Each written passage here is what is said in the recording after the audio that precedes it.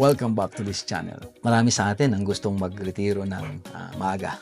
At sino ba naman ang hindi, kung pwede nga tayong mag-retire ngayon, mag-retire na tayo, Pero kung ikaw ito, nagpaplano na mag-retire very, very soon, meron tayong 5 katanungan dyan na kailangan mong sagutin. Ang desisyon sa pag-retiro ay napaka-importante, na kailangan mong paghandaan. Hindi lang kasi ito patungkol sa pera, kundi kailangan emotionally ready ka. At yun ang pag-uusapan natin ngayon. Ang title ng video na ito ay 5 questions that you need to answer if you are retiring very, very soon. Kung bago ka sa channel na ito, ako si Rom, a licensed financial advisor, accountant, and tax agent dito sa Australia. Unang katanungan, are you eligible to retire? Dito naman sa Australia, wala namang taon kung na mandatory na mag-retire ka na. Hindi edad ang pinag-uusapan dito eh. Anytime, you can actually retire. Siguro, naku-confuse ka lang kasi ang baring ang question mo is kailan mo ma-access ang superannuation mo. Di ba? Mari kasi sinasabi, pag nag-retire ka, ma-access mo na. So, mayroon tayong tinatawag na preservation age, na you can access your entire superannuation at the age of 60. Pero ang requirement kasi doon ay wala kang trabaho. Kung meron ka namang trabaho, partly, maaaring makukuha mo siya. Meron naman tayong tinatawag na transition to retirement. Ang kagandahan naman, at the age of 65 years old, may trabaho ka man o wala, ma-access mo na yung superannuation mo. Maaaring ang next na question mo ay, Rom, di ba meron naman tayong government pension mula sa gobyerno, di ba? Yes, totoo naman yun. Sa asset and income tested ang pension na yun, pero makukuha mo na lang siya at the age of 67 years old. Number 2, how much money will you have? Kailangan mo sigurong mag-inventaryo kung ano ang meron ka. Di ba?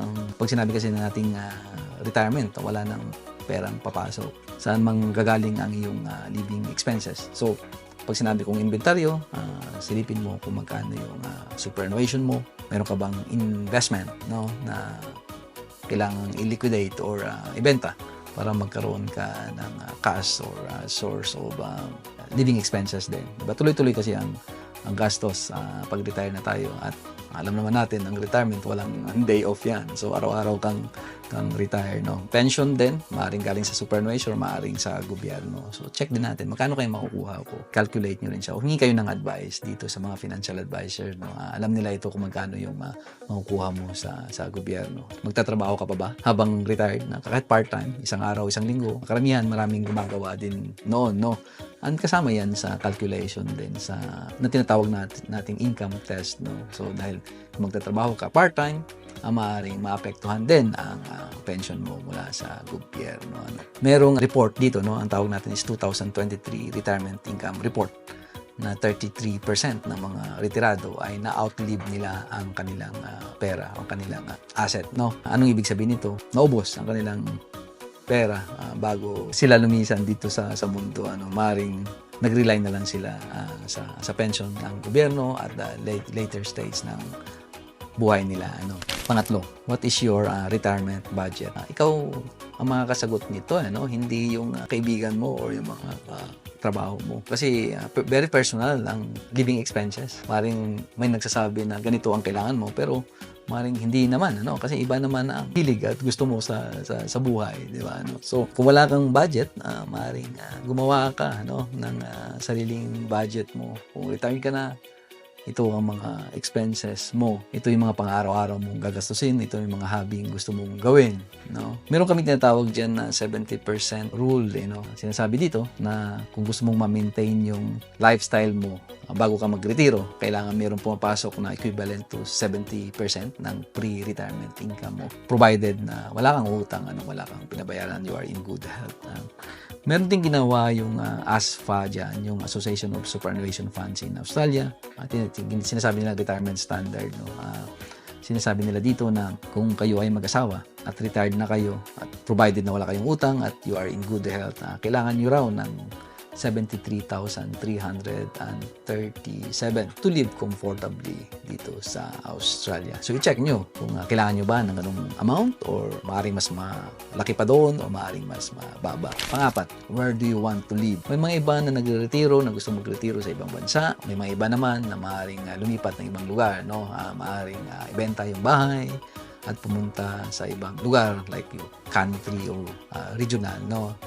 Para kahit papaano sa pinagbentahan, makakabili pa sila ng bahay at mayroon pang maiiwan. So, kailangan nyo ring pag-isipan at pag-aralan nito, ano? Kasi lahat ng yon ay makaka-apekto din sa pension ninyo. Bago mo ibenta yung bahay, which is yung residential property, no, ay hindi siya subject sa asset test para sa pagtanggap ng pension. Pero kung ibenta mo siya at bibili ka ng ibang bahay, no, na mas mura at magkakaroon ka ng extra cash, maaaring tatamaan din ang iyong pension. Kaya dahil nabanggit ko kanina ng pension dito sa Australia, especially, no, yung government pension natin ay subject to asset at saka income test, no.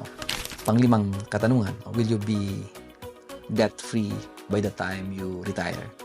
Maganda kasi sa nagre-retiro na walang utang, ano, wala na kasing perang papasok, no. So unless na mag-work part-time, o ang mahirap kasi diyan is yung retired ka na at din saka pa lang dahil maghahanap ka ng trabaho, mapilitan kang maghanap ng trabaho dahil hindi kasya ang pension ng gobyerno, ano. At napagandang mag-retiro kasi na wala kang binabayarang utang.